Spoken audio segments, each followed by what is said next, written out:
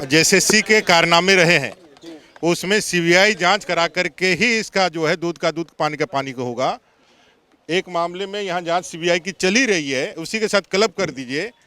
जब मूक बधिर पास होकर के बोलने लगे तो भाई बड़े बड़े जो हॉस्पिटल और एमबीबीएस और जो हमारे एक्सपर्ट्स डॉक्टर हैं वो अपना दुकान बंद कर दे और जितने भी मूक बधिर है वो जेएसएससी में परीक्षा लिखे और वो आवाज़ वापस पाए। अगर जेएसएससी में परीक्षा लिखने से मूक बधिर बोलने लगे तो यह अपने आप में बहुत बड़ा अचीवमेंट है। इसमें गड़बड़ियाँ हुई है, ये सब लोग मानते हैं, जो देखते हैं सब लोग मानते हैं। लेकिन एक संस्थागत करप्शन जो इन्होंने नौकरी के माध्यम से पैसा जमा करने का जो किया है, चाहे लैब टेक्नीशियन हो, चाहे जेई हो, चाहे सीजीएल हो, एफआईआर होने के बाद भी कोई कार्रवाई नहीं होता है। एसआईटी के गठन होने के बाद भी कोई कार्रवाई नहीं होता है।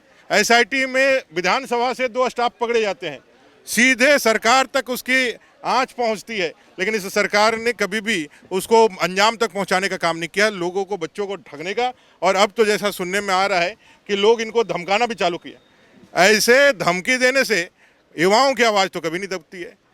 इंदिरा गांधी जी के इमरजेंसी में छात्र आंदोलन ने उनको ऐसा सबक सिखाया कि उनको सत्ता से बाहर जाना पड़ा। उन युवाओं को अगर छेड़ने का काम करोगे तो इस झारखंड में इतना बड़ा बवाल होगा कि आप सत्ता तो छोड़िए, इस झारखंड में कहीं देखने को नहीं मिलेगा आपको। दादा कल विधानसभा का विशेष सत्र भी होने वाला है, क्या रणनीति रहेगी? देखिए, विधानसभा में वो विश्वास के मत प्राप्त करने वाले हैं। कल फ्लोर पर देखते हैं, अभी विधायक दल की बैठक, उसके बाद बताएंगे। कंप्लीट किया है, पीएचडी किया है। स्थिति ये हो गई, इनका ये कहना है कि ये सारा का सारा खेल जेएससीसी के द्वारा किया गया है और इसमें बड़े बड़े लोगों के हाथ है। उदाहरण के लिए इन्होंने दिखाया हमारे पास, जिसमें इन्होंने कहा है कि भाई 5 सेंटर से ही सारे परीक्षार्थी सफल हुए हैं। उसमें एक ऐसा कंपनी है जो दूसरे स्टेट से 2 बार ब्लैक लिस्टेड कर दिया गया है, डिबार कर दिया गया है, और यहाँ भी जेएससीसी ने भी उसको ब्लैक लिस्टेड किया था, लेकिन फिर पुनः उसको ये काम दे दिया गया। नतीजा हुआ, उदाहरण के तौर पर, कि बोकारो का एक ही सेंटर पर जो दूसरे ज़िला हजारीबाग के परीक्षार्थी थे वो 500 की संख्या में सफल हो गए।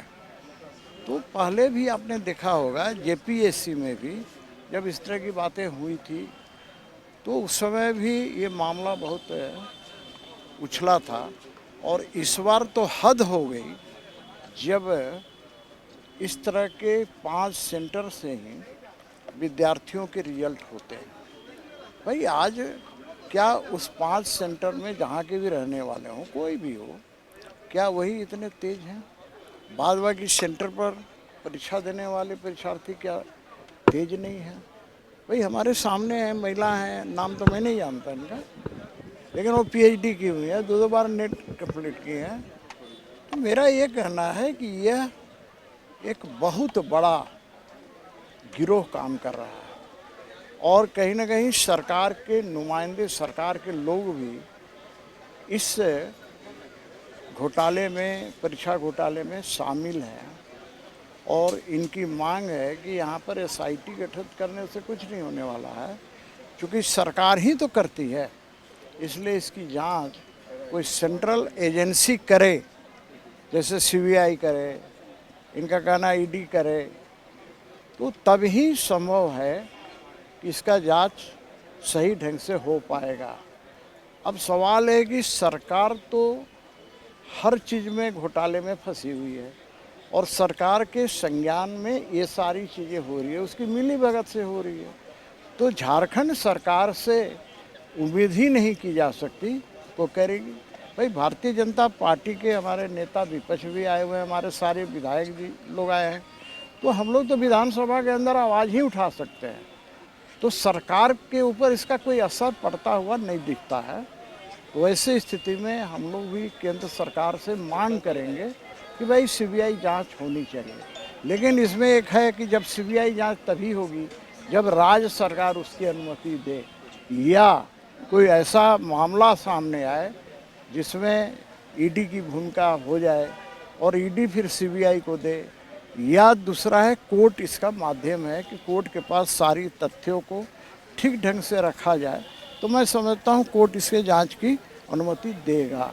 तो हम लोगों ने राय दिया है कि भाई आप लोग कोर्ट भी जाइए, हम लोग अपने स्तर से सड़क से लेकर सदन तक आपकी लड़ाई भारतीय जनता पार्टी लड़ने का काम करेगी। बायोम मेडिकल प्रिपरेशन का एकमात्र संस्थान जहां है complete digital classrooms, individual doubt counters, video lectures, student tracking system, library facility, 100% result oriented rankers batch, study package and class notes in PDF। Jharkhand के इतिहास में पहली बार नीट यूजी में 700 मार्क्स पार। 10th पास स्टूडेंट्स के लिए फाउंडेशन कोर्स और 11th पास student के लिए फ्रेशर कोर्स। 12th पास स्टूडेंट्स के लिए टारगेट कोर्स 18 अप्रैल से शुरू हो रहे हैं। Contact biome.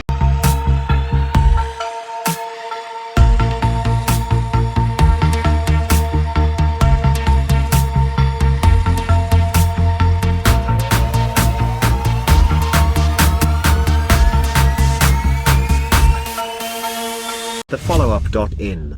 Like, share, and subscribe. www.thefollowup.in